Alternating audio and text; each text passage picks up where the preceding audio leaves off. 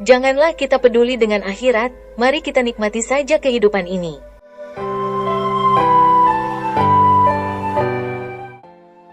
Bismillahirrahmanirrahim. Kita awali kisah yang penuh makna ini dengan bersolawat kepada Rasulullah SAW.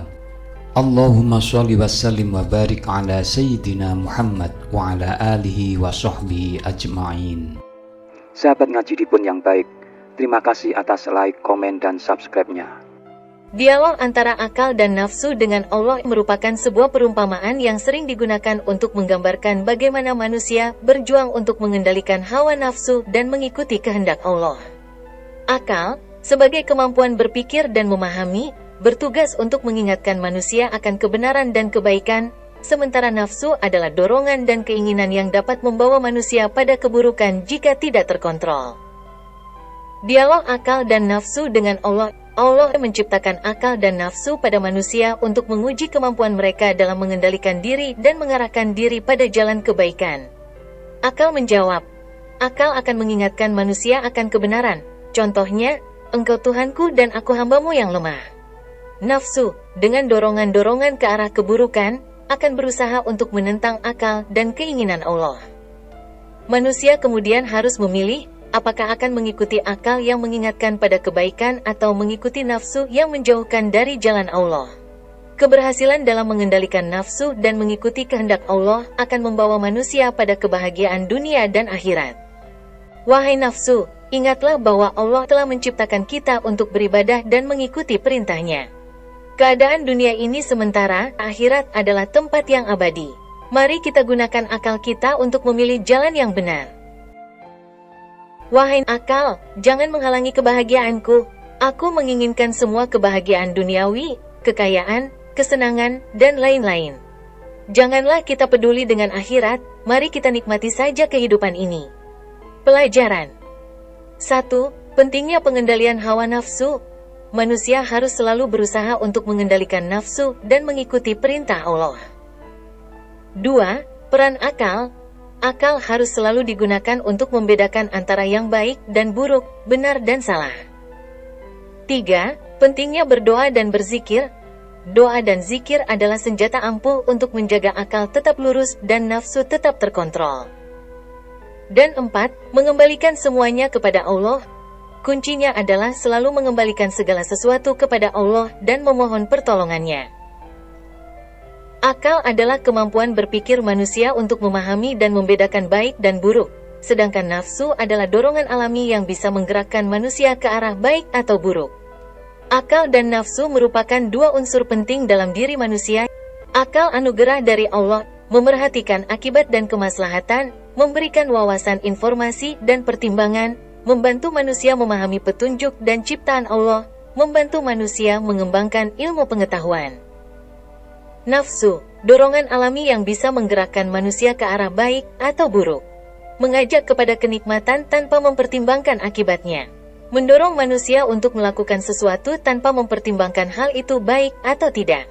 Jika tidak dikendalikan, dapat menjadi sumber dari berbagai tindakan yang bertentangan dengan ajaran Islam.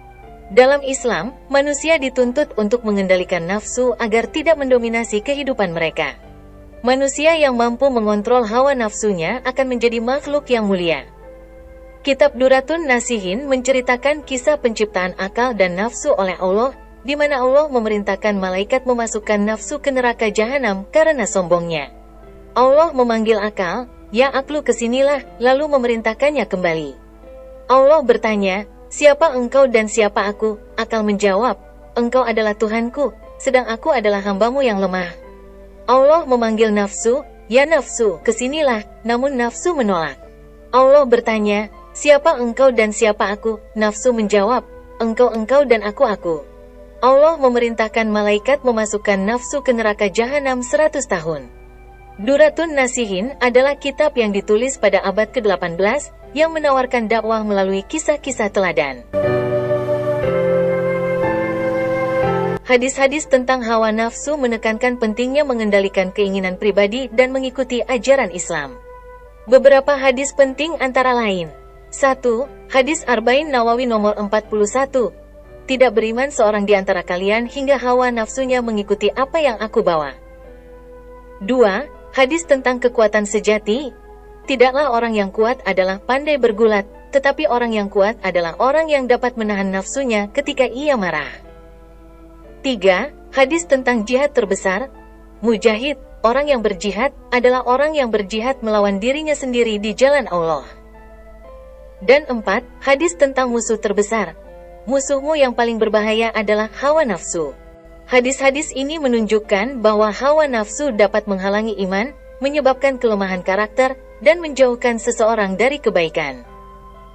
Dengan memahami dan mengamalkan ajaran Islam, termasuk hadis-hadis tentang hawa nafsu, seorang muslim dapat menjadi lebih beriman dan memiliki akhlak yang baik.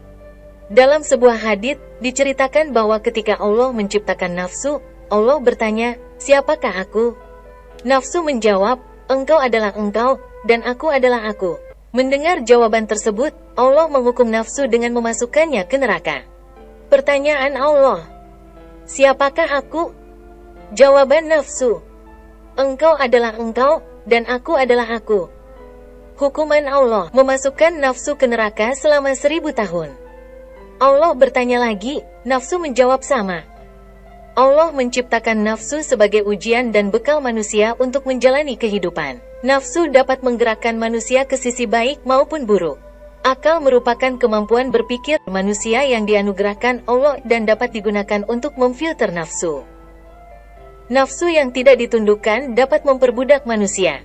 Nafsu sering mendorong manusia untuk berbuat jahat, melakukan berbagai dosa dan maksiat, hingga dapat mendorong manusia berbuat syirik akbar. Tidak ada hadits sahih yang secara eksplisit menceritakan tentang penciptaan akal dan nafsu. Namun, ada riwayat-riwayat yang mengisyaratkan tentang perbedaan antara akal dan nafsu, serta pentingnya pengendalian nafsu dengan akal. Ada riwayat yang menceritakan bahwa ketika Allah menciptakan nafsu, Dia bertanya, "Siapakah aku?"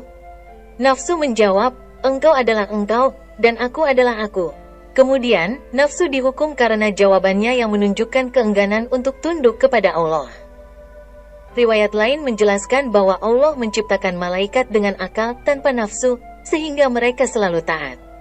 Manusia diberikan akal dan nafsu, sehingga ada yang taat dan ada yang ingkar. Hewan hanya diberikan nafsu. Al-Quran menyebutkan tentang pentingnya akal untuk membedakan antara kebenaran dan kebatilan, serta tentang nafsu yang selalu mendorong kepada kejahatan, kecuali yang dirahmati oleh Allah. Ada pendapat yang menyatakan bahwa akal berfungsi untuk memfilter nafsu dan mengarahkan manusia kepada kebaikan, sementara nafsu adalah dorongan yang bisa mengarah kepada kebaikan maupun keburukan.